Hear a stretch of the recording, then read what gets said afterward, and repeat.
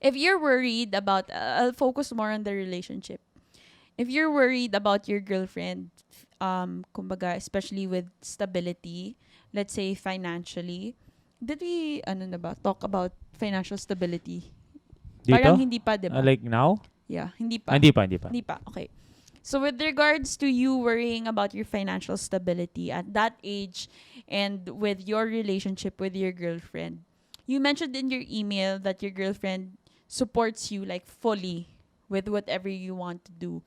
I feel like you being aware of your responsibility to her and you acknowledging that you do want to marry her in the future is already, kumbaga, give that to yourself na hayaan mo din na suportahan ka ng girlfriend mo. Hayaan mo din siya na pagkatiwalaan ka because that is something that me and Mikey experienced before, 'di ba? Na yung lagi namin kinikwento, he was starting YouTube when we met. Ano 'yon? At na-experience ko din yung hindi ako sinuportahan. So parang when we met pa 1,000 subscribers or 1,000 subscribers ka na. Hindi pa siya Wala! monetized noon. Wala po. So, kumbaga, hayaan mo na supportahan ka ng girlfriend mo and at the same time, baunin mo yung suporta na binibigay niya sa'yo with whatever you're doing, with you pursuing your dreams. And always remember, kumbaga, yun yung magiging reminder mo Yeah. na you are pursuing this kasi sinusuportahan ka. And when it's time, and hopefully it doesn't come to that point na marirealize mo na baka nga hindi para sa'yo yung tennis, you should, kumbaga, remember that your girlfriend trusts you enough na, 'di ba, hinayaan ka niya na i-try yan, i-pursue yan, but now that you know it to yourself na hindi pwede, parang maging open ka na to let go of that dream, I think, or to let go of that passion. Naisipin mo na, kumbaga, Kung na-outweigh na eh. oo, kung na-outweigh na, 'di ba, kung malalaman mo naman yun malalaman naman natin if yung isang bagay hindi talaga para sa atin. Mm-hmm. And you need to really accept that, and maybe it's time for you to look for, not really look for something else, but consider na like, look for something that will, Sinabi naman niya yun. oo nga, yun nga, 'di ba, Mm. na at 27, 'di ba? Yeah, yeah. So yeah, I think you shouldn't be worried about your girlfriend especially. Yeah. And I get it that you also want to prove them, 'di ba, na kaya mo Prove na to them. to prove to them na kaya mo on your own to be in Yeah. Japan, to live in Japan on your Yeah. own. And I also appreciate how you acknowledge that, kumbaga, ayaw mo na manghingi ka lang lagi din sa Yeah. parents Yeah. mo. I've been on both sides. I've had girlfriends who didn't support me. I have a girlfriend now who supported me. If your girlfriend expects you to be established, expects, okay yung coincidentally established ka ng 25, 24 years old. Okay yun, swerte yun. Walang mali dun. But if your girlfriend expects you to be established at 24, 25, 26, hanggang 27, you know what? Hanggang 30. Established, then she's not the right girl for you. If she expects that. Now, if you are a bum, then tama siya. By all means, iwan ka niya. But if you keep pursuing your passion, you keep making the most of nothing, or making the most of what you have, and yet that is still not enough for her, she still thinks na dapat established ka na, dapat may pera ka na, wag na. Wag na. Because, trust me, I was always compared to someone who was already there. Kanya-kanyang timeline naman yan eh. Maybe I haven't reached my peak. I believe that deep in my heart. My peak is coming maybe this year or next year. Or I mean, itong padating, or 2024, 2025. My peak will come somewhere down the road. And if it comes, maybe I reach it at 35, 34. Doesn't make me any less of a man than someone who reached it at 25, 26, 27. Ang sinasabi ko lang, if your girlfriend expects you to be established at a young age, or wherever you are in your life, despite you, trying your best, hindi ka bum, hindi ka bum, then not for you, bro. Baka iba hinahanap niya. But you also have to allow them to support you because that shows security. Huwag ka rin man insecure kung hindi ka pa established tapos minamahal ka ng girlfriend mo. Huwag ka ma-insecure. Huwag ka ma-insecure. Because at the end of the day, you owe it to yourself. Kung hindi mo kayang alalahanin muna ang sarili mo, paano mo alalahanin yung girlfriend mo?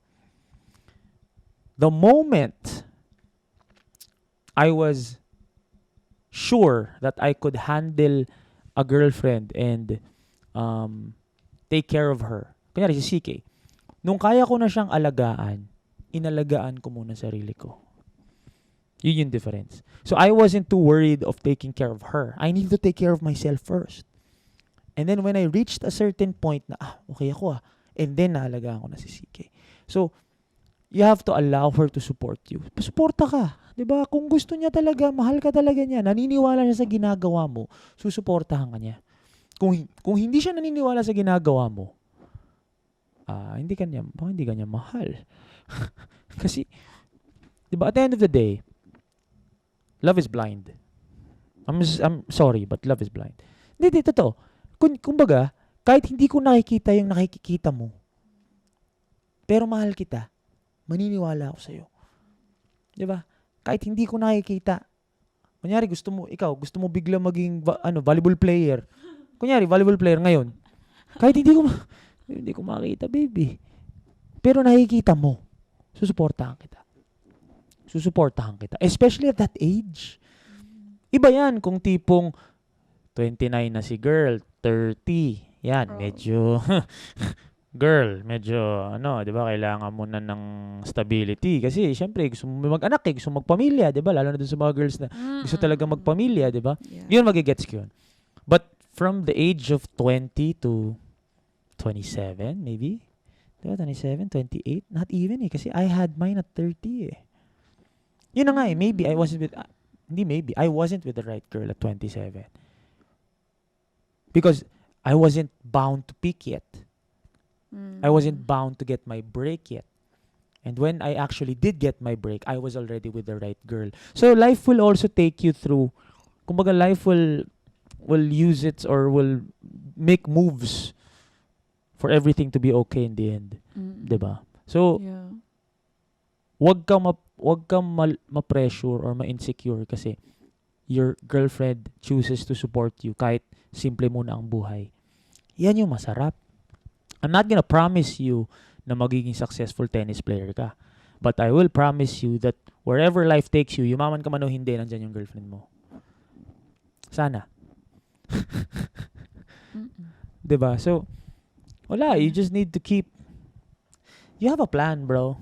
Yeah. You have a plan, man. Actually, I like totoo your naman. plan. Like, when you mentioned about you having below average job first, kumbaga, Hindi ko naman, magets, okay ano lang. bang edad ng below 22? Hindi, depende kasi, babe, nasa Japan kasi siya. Pwede pa naman yun. Nasa Japan kasi siya. No, So, I mean, we'll having a never below know. average job at 22, pwede pa yun eh. Siguro, oo. Some kasi, Masama diba? yan. Like, I have batchmates who are really doing good with their work right now, diba? So, yeah, actually, you do have a plan kasi yung una pa lang, may deadline ka na. And at the same time, kumbaga, especially that you're in Japan, you're trying to live alone. Yeah.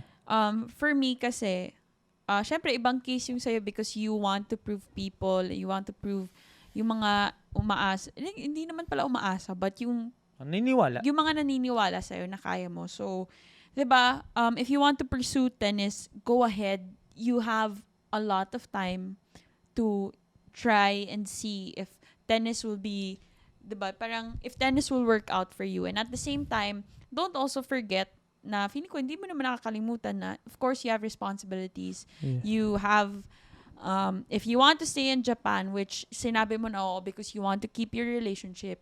I'm guessing and I'm assuming that you're a student yet and you have a student visa. If you want to stay there, of course you need a working visa. So, 'di ba, after college, after university, you need to find a job and kung ano man yung trabaho na makuha mo, it's okay as long as you get to to stay there, Yeah. do maayos yung ginagawa mong trabaho, tapos nagagawa mo yung tennis, and at the same time, you still have time for your girlfriend, and then you're good. I have something to squeeze in bago tayo matapos sa episode na to. You shouldn't even be thinking about money at this point in your life. You shouldn't even be thinking about money. I assume okay ka naman. Hindi ko sinasabi hindi ka naman nagugutom. Wala, may bahay ka naman, like, or may apartment ka, or may bubong sa taas mo, may damit ka. You have the basic necessities. Now, if you have the basic necessities, thinking about money stops there.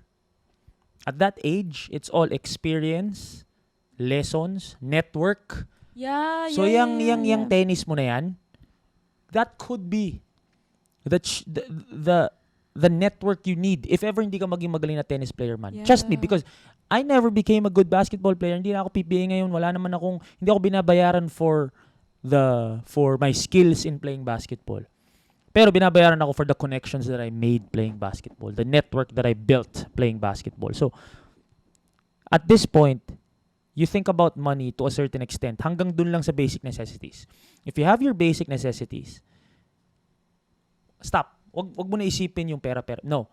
Doon ka na sa, okay, now, paano ako matututo? Where will I get experience, knowledge, wisdom, network? Doon ka na. Mm-mm. Wala ka pa sa point ng buhay mo. Hindi ka pa dapat alipin ng salapi. Yeah. Oh, yun nga. That was something that wala talaga sa isip ko yun kanina. But I was going to say, like, people our age, and I'm assuming you're my age, mga 22, 23, 24, ganyan. Tinuro lang dito sa akin nila, Mikey, ni Mika, ganyan, na at this age, you should always, kumbaga, you should try your best to collect experience, lessons, network. Kasi actually, kumbaga, as much, habang bata pa tayo, we should try to do whatever we want to do. Kung ano man yung mga naiisip natin gawin na natin. And this goes to our viewers na, how do you say this? To our viewers the same age as us, or yung mga kakagraduate pa lang, ganyan. If you want to do something, as long as walang masamang epekto sa mga bagay na usually, or sa mga responsibilities mo, go and do it, because yun yung mga experiences na yun, it may be small, kung kunyari parang one day event, ganyan, or seminar, or whatever. Kailangan mo yung mga ganun. Try your best to do it, to attend, kasi yun yung mga magtuturo sa'yo ng mga lessons na in time, maybe when I'm 28, lahat na natutunan ko from when I graduated, which was, I was 21. So when I was 21 up until like I'm 28 siguro, lahat yun gagamitin ko. And up until now, like 1 year pala nakakalipas since talagang yung life after college, 1 or 2 years officially. And ang dami ko nang natututunan na alam ko na everyday na-apply ko yan sa ginagawa ko. And alam mo yun, it's life after college is very interesting, honestly. It's not how others would parang say na it's just work. No, it's not just work. Parang, work not. Depende naman. Work not for money. Oh, kumbaga Not always hindi money. pala siya. It's not always money, and at the same time, hindi siya yung busy ka lang, magtatrabaho ka, matutulog ka. No, you try your best to learn from whatever you're doing every single day. Yeah. Like, meron ka dyang matututunan, meron ka dyang marirealize, meron ka dyan na biglang one day, biglang magpa-pop up lang na idea, and then if you want to try something, go. Because these small parang events in your life, sometimes yun pa yung mga may big effect talaga.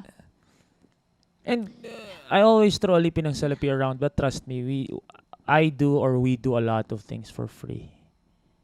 Especially if we know na you're gonna work with great people you can learn from. Yeah, you invest. Diba? You invest. We really believe in investing, guys. Yeah, Remember nung nag-barker ako nung isang araw, tapos yung bayad sa akin 1,700. And then, kunento ko ba dito yon? Sa ano ata? Kunento ko dito yon, yung nag-barker ako. Hindi. Kunento ko yun. Shoot first ata. Dito yung nalala ko. Anyway, nag-barker ako ng biglaan sa women's basketball semifinals. Kunento ko dito yun. So, I told myself, hindi ako hindi sa mga ganong opportunities. Kahit nakakatakot siya, hindi ako hindi. Kasi investment to eh. So yeah, I got paid 1,700, which I was very grateful for. Not because of the money, but because of the opportunity. Namunga na yun. Kasi may nakakitang brand na ganyan, ganyan. So, investment. Hindi, Yeah. alipin ng salapi, please don't take it the wrong way na lahat ng ginagawa mo kailangan bayad. No. Lahat ng ginagawa mo may purpose. Mm-mm. May rason. Mm-mm. Hindi ka gagawa ng bagay na walang mamumunga from it. Yun, sayang oras mo dun. Yeah. Oh, I remember. I talked to a friend last week. Last week ba? Oo, last week before weekend yun eh. So I was talking to a friend and I told her na, you know, at this time, especially na parang things are starting to be normal again, ganyan, I am really, kumbaga, if opportunities come and if, kunyari, opportunities present itself to you, ito yung time na parang dapat hindi ka humihindi. Like, let's say for your tennis. Lalo na kung di Kunyari, time-consuming, no? Kunyari, yung national tournament mo, hindi siya okay. Pero, kumbaga, yung coach is more still encouraging you to train ka lang ng train, ganyan. Kumbaga, wag mo ding hindian yun just because of a bad season, something like that. And at the same time, with, let's say, regards to work, ito kasi talaga yung time na, Ito yung time. ito mas na-appreciate ko na parang yung sinasabi ni Mikey, alipin ng salapi. It's not just you working for money. It's you working for, again, experience, lesson, Which will network. all, which will all, like all of these things, yung funnel nun, papunta sa nga. success Okay, na sige pera. na. I'll just end this. I'm just So, go trying to to money. share. Tama yun. Ito, naisip ko lang. What if I got, kasi nag-worry siya eh. What if I got my break when I was 23? Or I found my niche when I was 23, 24? I may not be this, maybe, kung nahanap ko yung niche ko nung 23, 24 ako, hindi ganito kalaki, ganito kalawak at 32. Kasi I would have focused na eh. Tama, di ba? Kunyari, naging magaling na basketball player ako. Hindi ko na na-explore tong side na to. Itong buhay na to. So, it could also be a negative in the long run. Diba? That's why everything is based on his plan. He knows what the best plan for you. So, if you don't get your break at 23, 24, 25, I didn't. Maybe those were the investment years that I didn't even know of. Hindi ko alam, nag-invest na pala ako nung hindi ko alam. So, 24, 25, 26, 27, diba? Kahit nung nagmintis ako ng free throw na 2 na sobrang I became the laughing stock, it still boosted my clout. To this day, yung video na yun, daming views eh. So, maybe the investment years, you're going through them without even knowing. So, baka nga, the moment I opened the channel, it was 10 years of investment that I didn't even know. I invested 10 years of playing basketball, getting to know people, understanding the game. For that moment that I decided, tayo nga akong channel. So wala eh. Nasa plano talaga eh.